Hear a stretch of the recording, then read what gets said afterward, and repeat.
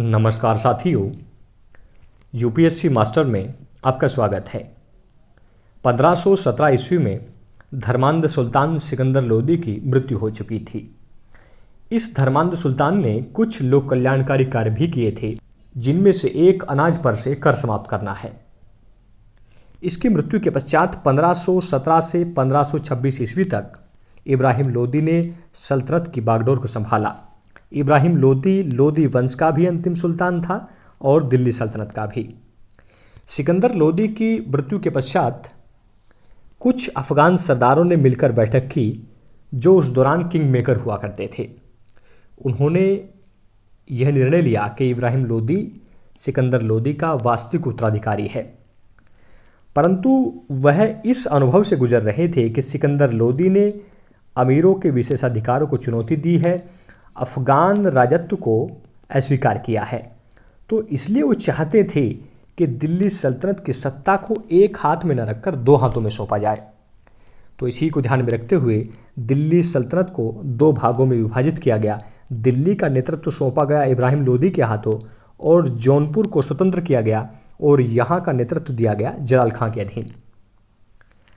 पर इब्राहिम लोदी जैसे ही सल्तनत का सुल्तान बना, उसने अपने भाई जलाल खां पर हमला किया और उसे युद्ध में पराजित कर जौनपुर का विलय दिल्ली सल्तनत में कर लिया। इसके बाद इब्राहिम लोदी ने अफगानी राजत्व की अवहेलना कर दी। उसने उन सभी अमीरों को चुनौती दी जो किंग मेकर थे और सुल्तान पर अपना अधिकार जताते थे। यह सिंहासन पर काबिज हुआ और सरदारों पर नियंत्रण स्थापित करने के लिए तमाम तरह की व्यवस्थाओं को इसने अपनाया। इसने उस राजत्व को स्वीकार किया जिस राजत्व को बलवन अलाउद्दीन खिलजी जैसे शासक स्वीकार कर रहे थे। इब्राहिम लोदी शत्रु बनाने में काफ़ी निपुण था। इस प्रकार का उल्लेख बाबर ने अपनी आत्मकथा बाबरनामा में भी किया है। 3 युद्ध काफ़ी चर्चाओं में रहे हैं जो इब्राहिम लोदी ने लड़े हैं। इनमें से पहला युद्ध है 1517-18 में ग्वालियर का युद्ध।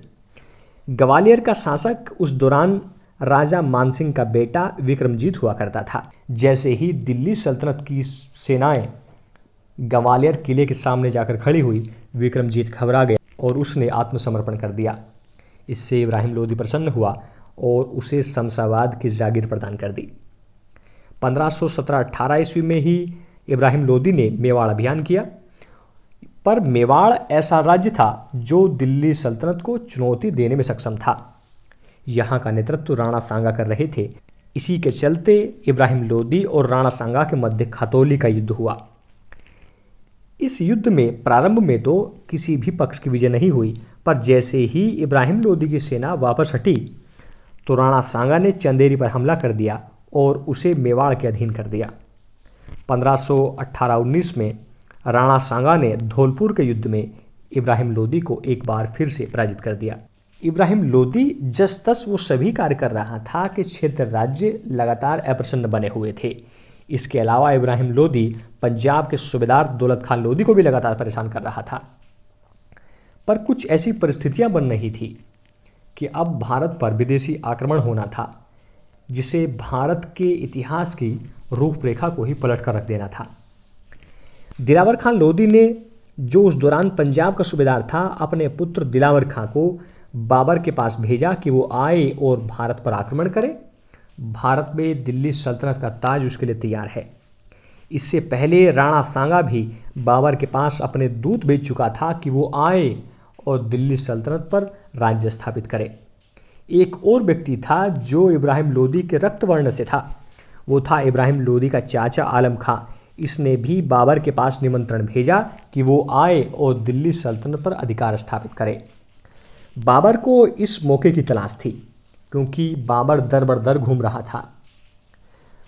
हालांकि इससे पूर्व बाबर भारत पर आक्रमण कर चुका था, पर यह मौका उसके लिए स्वर्ण अवसर लेकर आया था, क्योंकि क्षेत्र राजा उसे एक के बाद एक करके आमंत्रण दे रहे थे।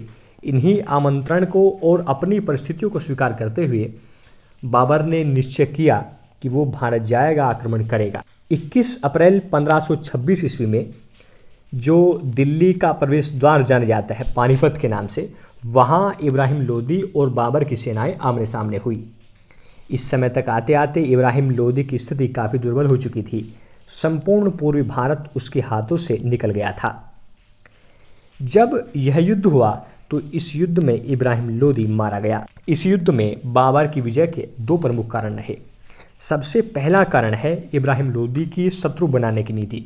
मतलब इब्राहिम लोदी शत्रु बनाने में काफ़ी निपुण था। यदि यह क्षेत्र राज्यों से सामंजस्य स्थापित करता, मित्रतापूर्ण संबंध रखता तो हो सकता था व्यवस्था ऐसी बन ही ना पाती।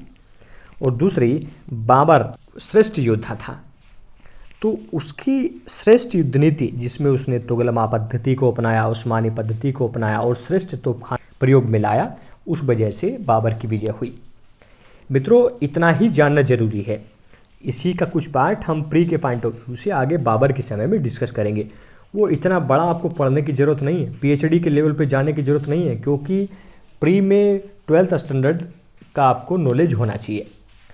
फरिश्ता लिखता है इब्राहिम लोदी के विषय में कि वह मृत्यु पर्यंत लड़ा और युद्ध स्थल में ही मारा गया।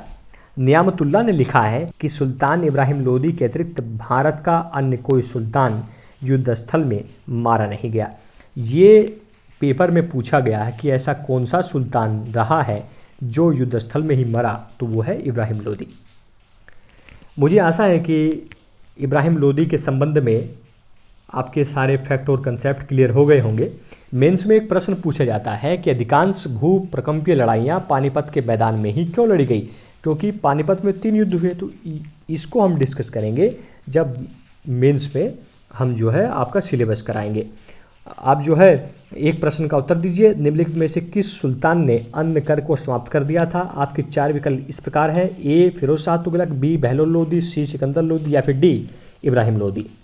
Thanks for watching. जय हिंद, जय भारत, महाशक्ति भारत।